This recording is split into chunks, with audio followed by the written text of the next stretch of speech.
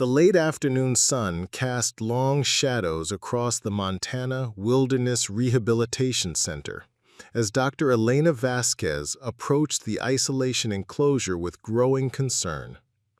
Through the chain-link fence, she could see him, a magnificent male bobcat named Ridge, sitting motionless beside an untouched bowl of fresh venison.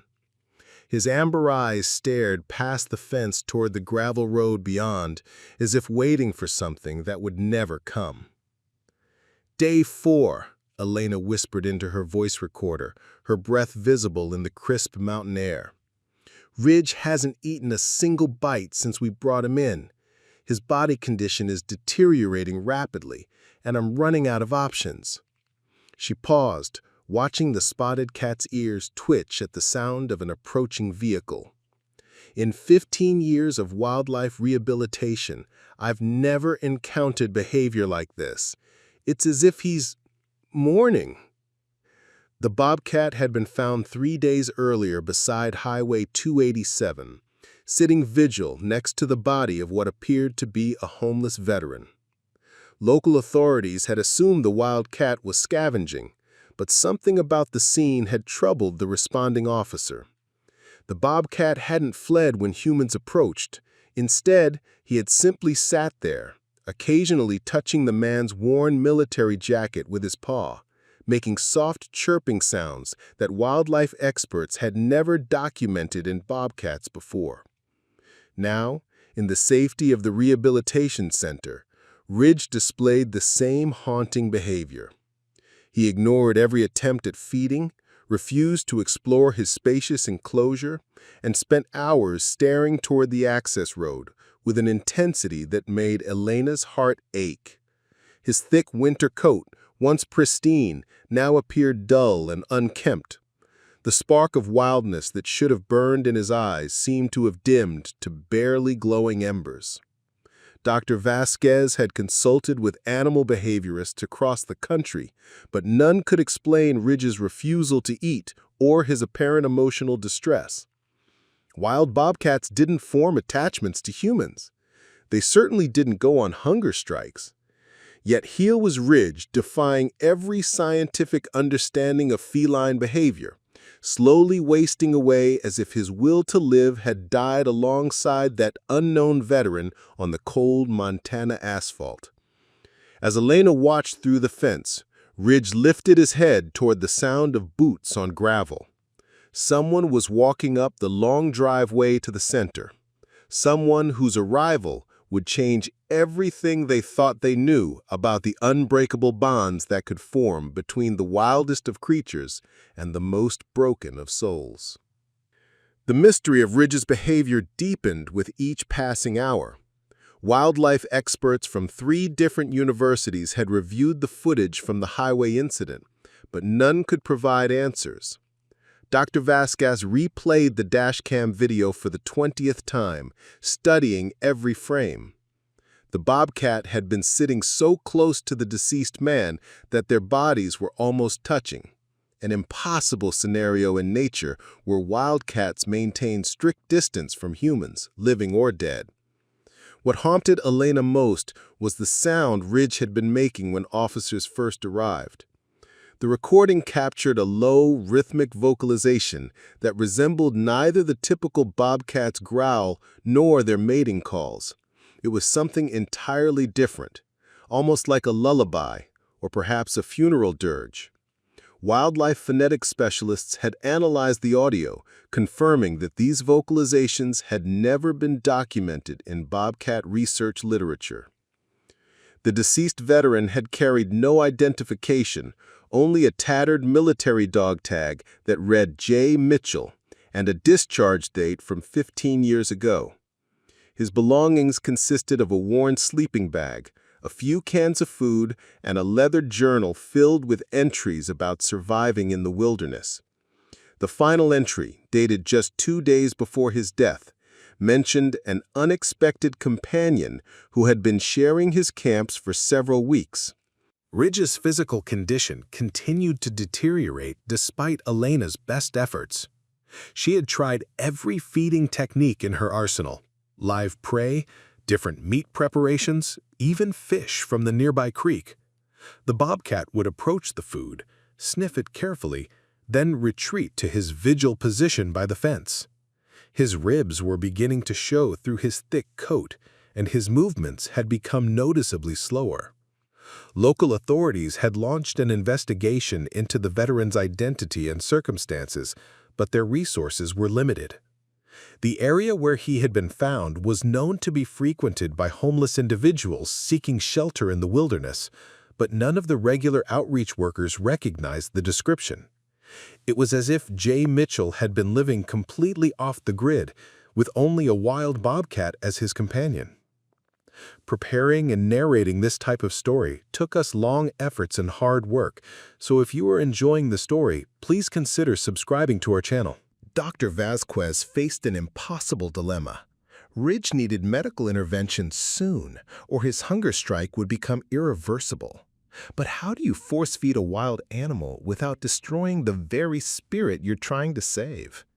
The answer to saving Ridge seemed inexplicably linked to understanding his connection with the mysterious veteran, a connection that defied every law of nature she had ever studied. 2 months earlier, James Mitchell had been living in a different kind of wilderness, the concrete maze of downtown Denver's underpasses. The 38-year-old former Army sergeant carried invisible wounds from 3 tours in Afghanistan, wounds that no VA hospital had been able to heal.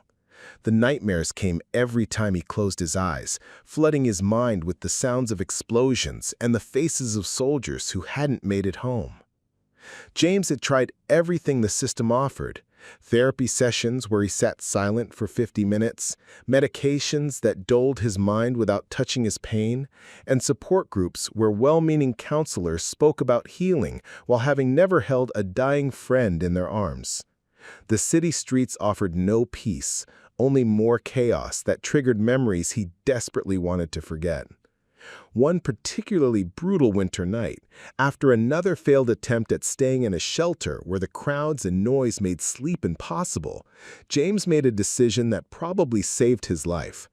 He gathered his few possessions and walked away from the city lights, heading into the Rocky Mountain wilderness where silence might finally drown out the war that still raged in his head. For weeks, James learned to survive in the mountains, using skills the Army had taught him but he had never thought he'd need on American soil. He built shelters from pine boughs, purified water from mountain streams, and gradually felt his breathing slow for the first time in years. The pristine silence of snow-covered peaks began to replace the constant ringing in his ears. It was during his 3rd week in the wilderness that James first spotted the bobcat. The cat had been following him for days, staying just at the edge of his vision, disappearing whenever James turned to look directly. Most people would have been alarmed, but James recognized something familiar in the animal's cautious behavior. The bobcat moved like a soldier on patrol, alert, suspicious, keeping to cover. James began leaving small portions of his caught fish near his evening campsites, never acknowledging the cat's presence directly. The food always disappeared by morning. Slowly, over the course of several nights, the invisible boundary between them began to shrink. The bobcat's amber eyes held the same wariness that James saw in his own reflection, the look of a survivor who had learned that trust was a luxury neither of them could afford, yet somehow both desperately needed. The breakthrough came on a frigid February morning when James discovered the bobcat limping badly, dragging his left hind paw through the snow. Fresh blood droplets marked a trail leading to a fallen log where the injured cat had taken shelter. James could see the problem immediately. A steel jaw trap, likely left by illegal fur trappers, had clamped down on the bobcat's paw before the animal had managed to wrench himself free. Every instinct told James to keep his distance. Wild animals were unpredictable when wounded, and bobcats possessed razor-sharp claws capable of inflicting serious damage. But as he watched the cat struggle to clean the mangled paw with his tongue, something deeper than logic took over. James recognized the look in those amber eyes, The same helpless frustration he'd felt lying in a hospital field in Kandahar, depending on strangers to save his life. Moving with the deliberate calm that had kept him alive in combat zones, James approached slowly, speaking in the low, steady voice he'd once used to comfort wounded soldiers. The Bobcat's ears flattened against his head, but he didn't flee. Perhaps pain had weakened his survival instincts, or perhaps something in James's tone conveyed safety rather than threat. James had basic first aid supplies in his pack, items that had become essential for wilderness survival. Working with infinite patience, he managed to clean the wound with purified water and wrap the injured paw in strips torn from his own spare shirt. The Bobcat remained perfectly still throughout the process, as if understanding that this human was trying to help, rather than harm. That night, for the first time, the Bobcat didn't maintain his usual distance. He settled down just outside James's shelter, close enough that James could hear his breathing. The veteran found himself talking quietly to his unexpected companion, sharing stories about Afghanistan that he'd never been able to tell another human being. The Bobcat's steady presence somehow made the words flow easier, as if the animal's own pain had created a bridge of understanding between two damaged souls. Over the following days, as the Bobcat's paw began to heal, their bond deepened. James started calling him Ridge, after the mountain ridgeline where they'd first encountered each other. Ridge began sleeping closer to the fire, eventually allowing James to check his bandages without resistance. Neither species was supposed to trust the other this completely, but trauma had stripped away the normal barriers, leaving only two survivors who had found unexpected solace in shared silence. As Ridge's paw healed over the following weeks, an extraordinary partnership emerged in the Montana wilderness. James discovered that his feline companion possessed hunting skills that complemented his own survival knowledge perfectly. While James could set snares and fish the mountain streams, Ridge could track and catch small game with an efficiency that amazed the former soldier. They began sharing their catches, creating an unlikely food-sharing arrangement that benefited both. Ridge taught James things no survival manual had ever mentioned. The Bobcat's acute senses could detect approaching weather changes hours before James noticed any signs. When Ridge became restless and sought higher ground, James learned to follow, often avoiding dangerous flash floods or sudden storms. The cat's behavior became James's early warning system for everything from approaching wildlife to changes in terrain stability. In return, James provided Ridge with advantages no wild bobcat had ever experienced. The veteran's fire-building skills meant warm sleeping spots during brutal mountain nights. James's knowledge of water purification ensured access to clean drinking sources even when natural streams ran foul. Most importantly, James's presence deterred larger predators that might have posed threats to a lone bobcat. Their daily routines became synchronized in ways that defied natural law. Ridge would hunt during dawn hours while James tended their fire and prepared any fish caught the previous evening.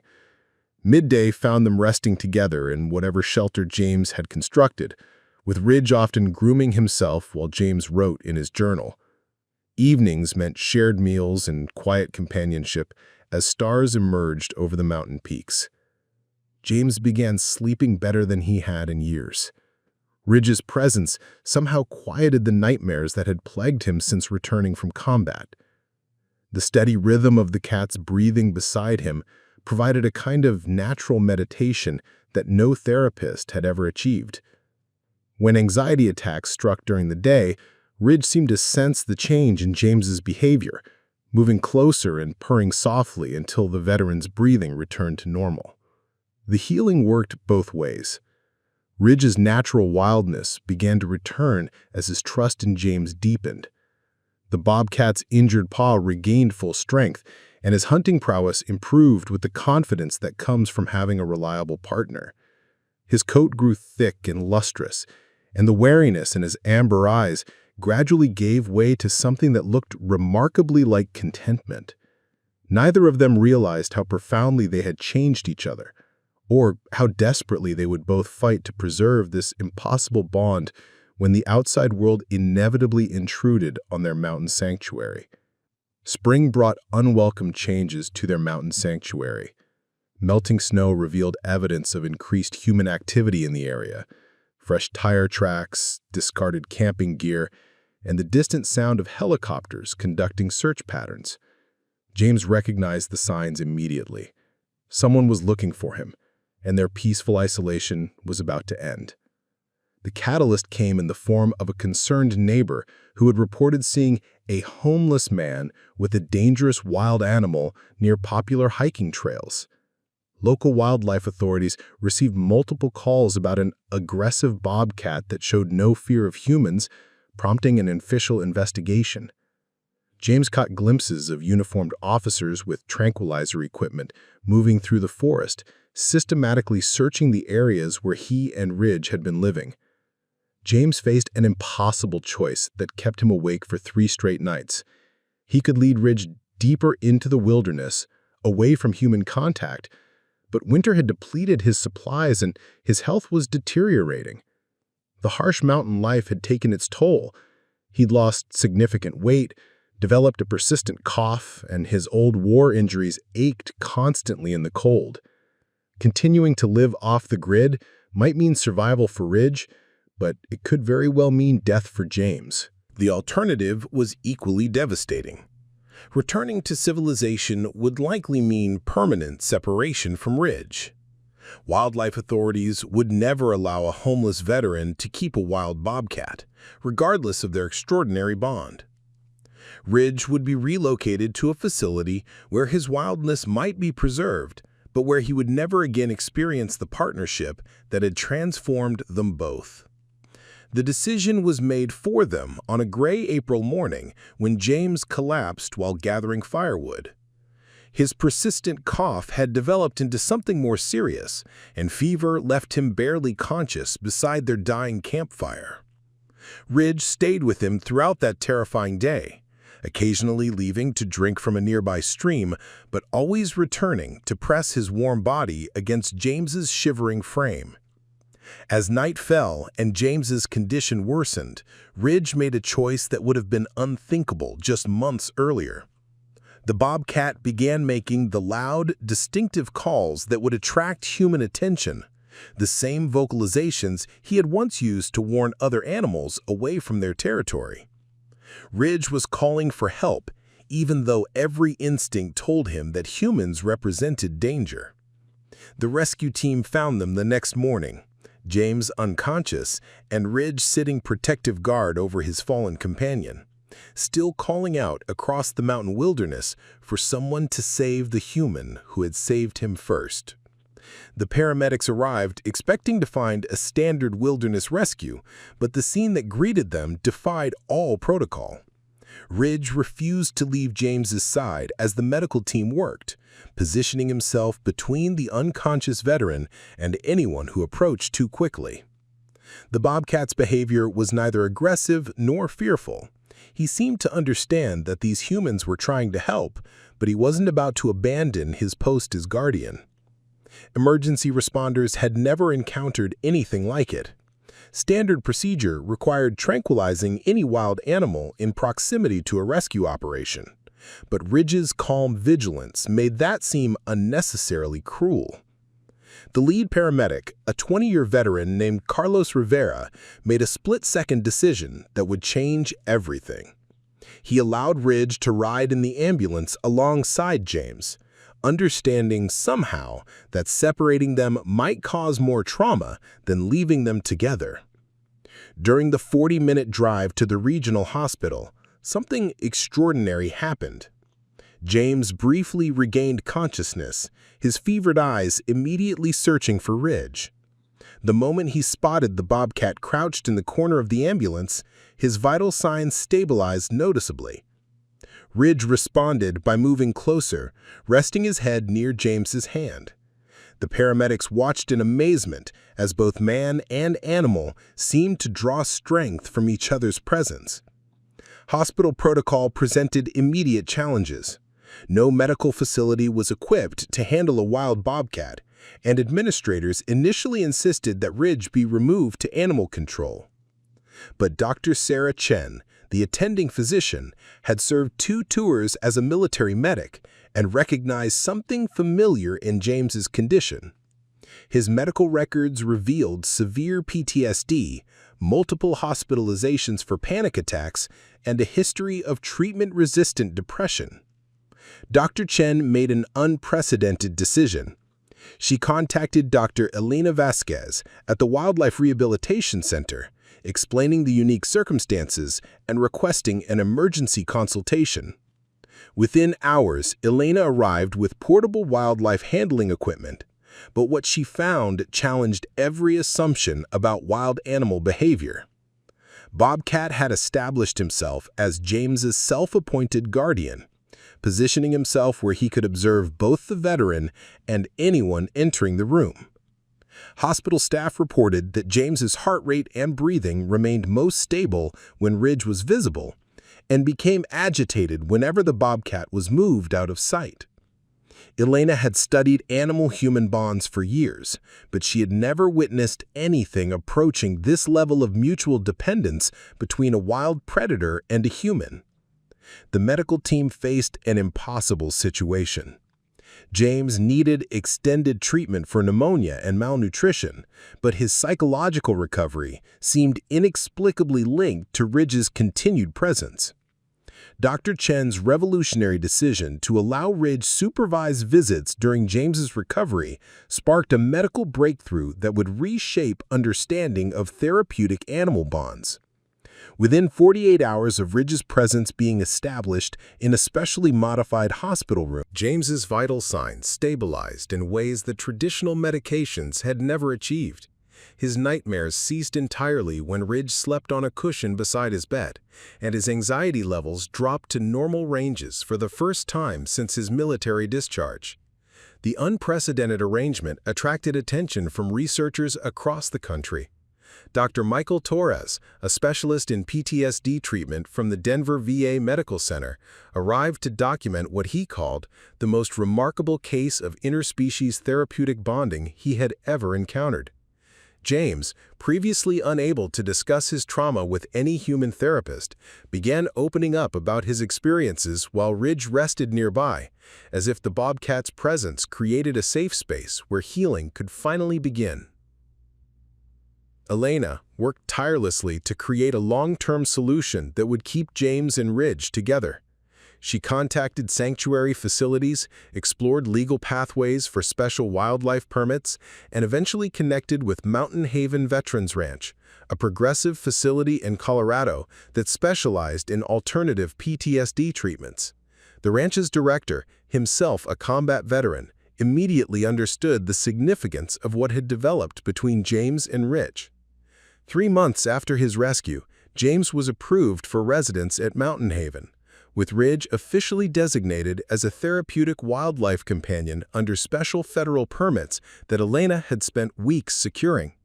The ranch provided a controlled environment where their bond could continue while James received proper medical care and Ridge maintained his essential wildness within secure boundaries.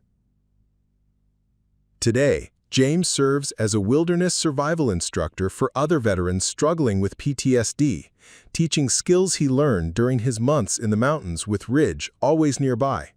The Bobcat has become a symbol of hope for the facility, demonstrating to other veterans that healing can come from the most unexpected sources. Ridge maintains his wild nature while serving as a bridge between James's traumatic past and hopeful future.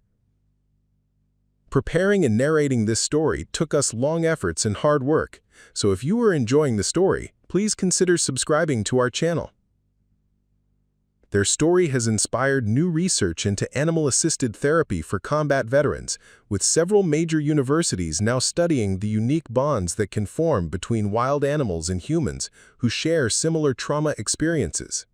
James often tells visiting researchers that Ridge didn't just save his life that morning in the mountains, he gave him a reason to want to live again, proving that sometimes the most profound healing comes not from medicine or therapy, but from the simple presence of another soul who understands what it means to survive. The most remarkable chapter of their story began to unfold just last month. Dr. Elena Vasquez received an urgent call from Mountain Haven Ranch. Ridge had been exhibiting the same protective behaviors that had first brought him and James together. This time, however, his attention was focused on Marcus, a young Marine who had arrived at the facility in severe psychological distress after losing his entire unit in Syria. Marcus had been unresponsive to all traditional therapy approaches, spending his days in complete isolation and refusing to speak to counselors, family members, or fellow veterans. But something about Ridge's presence seemed to pierce through the walls Marcus had built around himself. The Bobcat began spending hours outside Marcus's cabin, displaying the same patient vigilance he had once shown with James during those early days in the wilderness. James, now a certified peer counselor, recognized the signs immediately. With Elena's supervision, they carefully introduced Ridge to Marcus's treatment plan. Within days, the young Marine began showing signs of improvement that had eluded months of conventional therapy. Ridge's calming presence allowed Marcus to sleep through the night without nightmares for the first time since his return from deployment. The bond between Ridge, James, and now Marcus has created a new model for veteran therapy that facilities across the nation are beginning to adopt. Ridge has become more than a therapeutic companion. He's become a teacher, showing both humans and medical professionals that healing often requires nothing more than the patient presence of someone who understands what it means to survive. If this story touched your heart and opened your eyes to the incredible healing power that exists in the most unexpected places, please subscribe to our channel and hit that notification bell. Share this video with someone who might need to hear about the hope that Ridge and James represent. Together, we can spread awareness about the innovative approaches, helping our veterans find their way back from the darkness of trauma. Because sometimes the most profound medicine comes with fur, 4 paws, and a heart big enough to heal the world.